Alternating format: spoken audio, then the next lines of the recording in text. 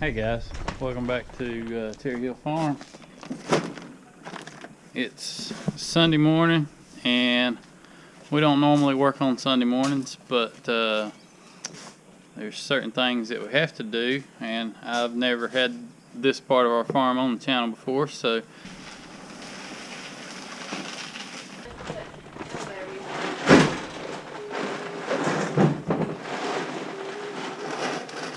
this is our chicken tractor where we raise our pasture birds, and these birds are a couple weeks away from their being about ready to be processed.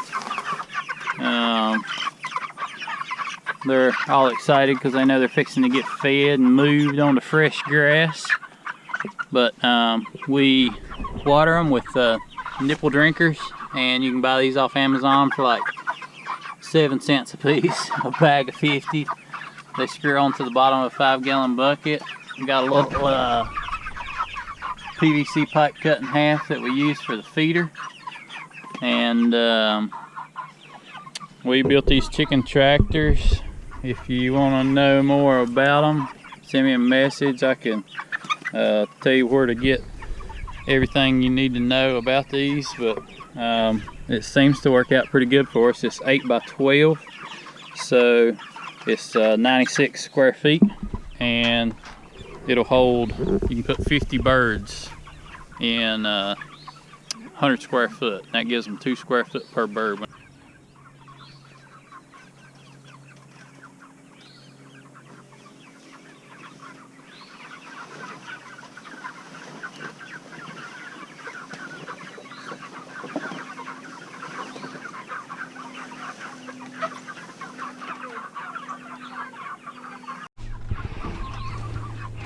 Look at them go on that clover and those bugs. They get excited. I think they get the most excited about the bugs when we move them, because they go crazy. Some of them do. Some of them are just lazy and want to sit down all the time. But that's what broilers do, I guess. But this way it keeps them on fresh, clean ground every morning. And believe it or not, we do feed our birds. They don't act like it, but broilers just want to eat as much food as is in front of their face. They will eat everything you give them, but that's why they're ready to kill in 10 weeks, I guess.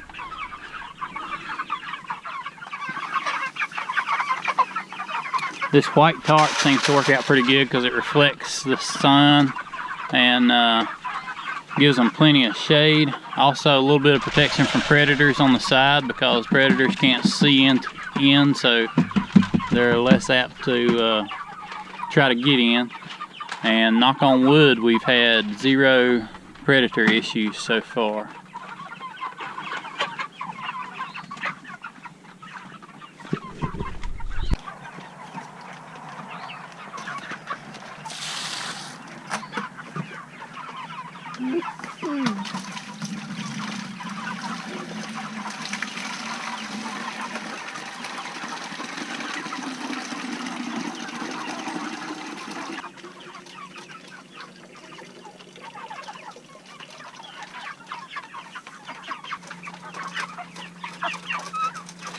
No, maybe not.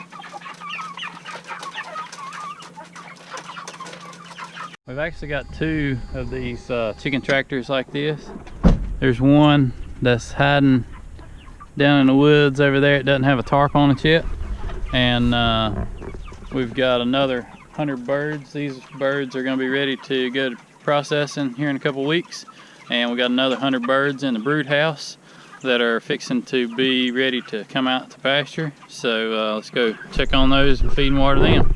House. It's this is our next batch of pasture birds coming along.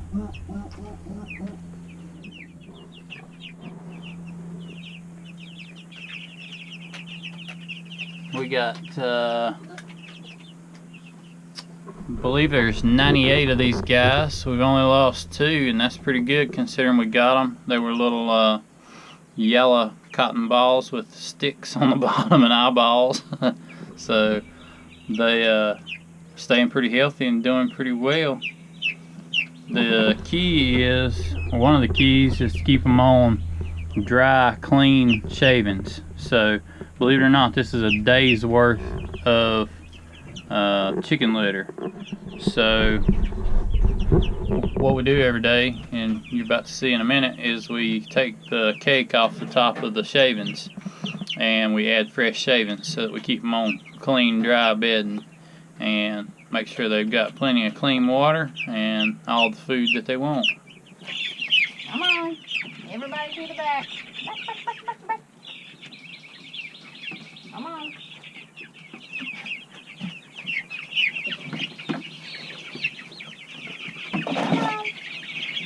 Everyone to the back.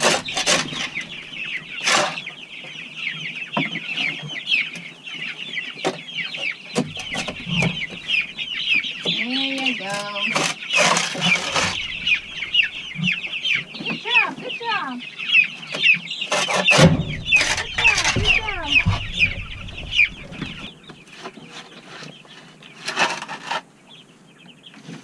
All right.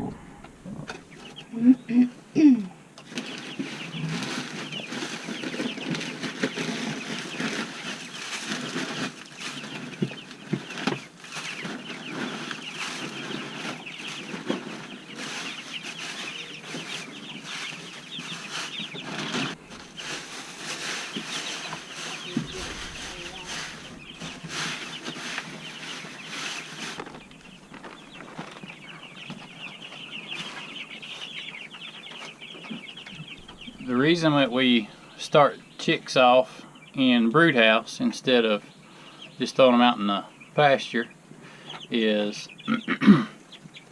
when chickens are very small, they're very susceptible to predators, and that can be anything from snakes to owls and hawks, coyotes, raccoons, possums, etc.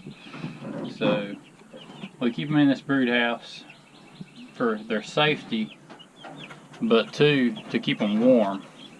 Chicks have to be really warm. I believe a chicken's internal temperature is 100 and something.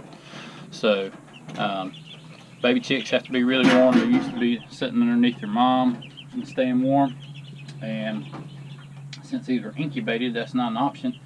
So we have heat lamps for them. And as they grow, we start with the heat lamps very low so that they can get under them and stay warm, and we gradually raise them up so we don't get them too hot. We've got a piece of cardboard over the door right now to keep all the heat in, even though it's 80 degrees during the day. That's still chilly for a baby chick. So we keep this brood house completely closed up when they're little, and then we'll gradually cool them off. We'll raise the heat lamps, we'll take the cardboard off the door, and we'll get some size on them. They get to where they can, right now you can see they're about too small to even navigate tall grass. So once I get just a little bit more size on them, we will be ready to take them out to the chicken tractors. So our other 50 will be ready to be processed here in a couple of weeks, and here in a couple of weeks these guys will be ready to go out to their new homes in the chicken tractors for about 6 or 7 weeks. So there they are. And let's go check on our big pigs.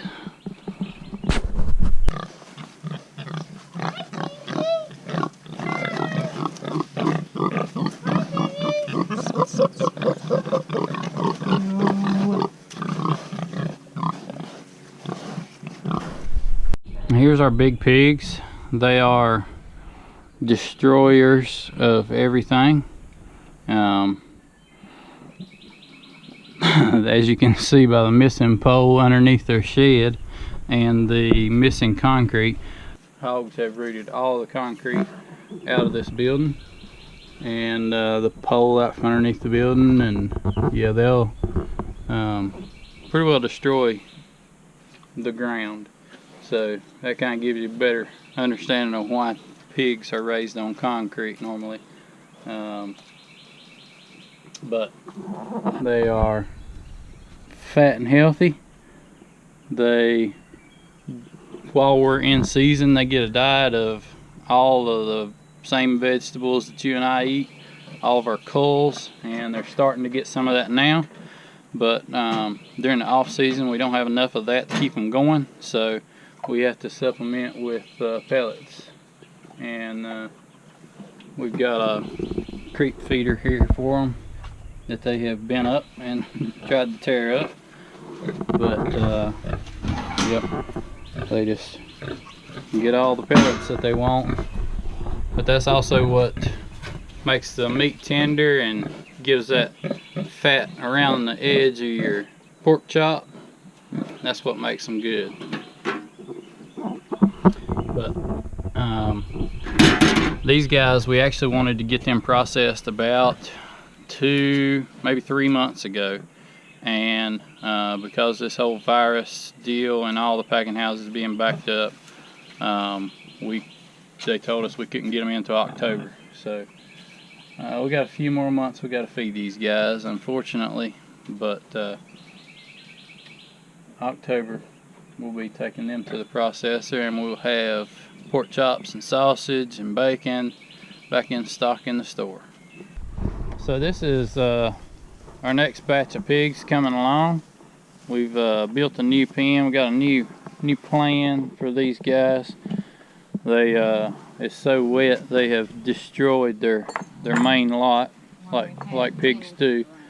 But it's also rains about 7 inches a day. And anyway, pigs like mud. But the new system we've come up with is we put a temporary fence going this direction, and then when we're gonna let them root that just a little bit, not totally destroy all the vegetation, and then we're gonna switch them and change the direction of the paddock to this way and then this way. And by the time we get through all 3 paddocks, we can either go back to where we started or they'll be ready for processing. But anyway, these are our 4 little pigs.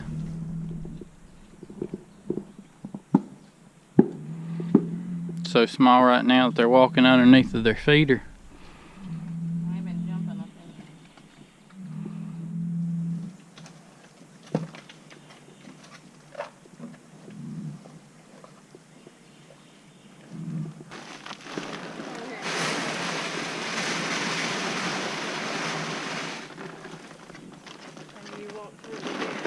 This slides. It's not on hinges. Of all the animals we got right now, we got nearly grown and replacements. The cows roaming around here, they belong to my dad, and we will be feeding cows out for processing, but it just really doesn't make sense when my dad's got a whole bunch of cows for us to start raising cows too, when we can just buy them from him. They're raised on this farm. We feed them out and finish them, and it just seems to make more sense that way. But anyway, thanks for watching, guys. Hope you learned something, and if you got any questions, drop them in the comments. Anything about the chicken tractor or about our pigs, or if you want to tell me I'm doing something wrong, that's fine too. But thanks for watching, and I will see you next time.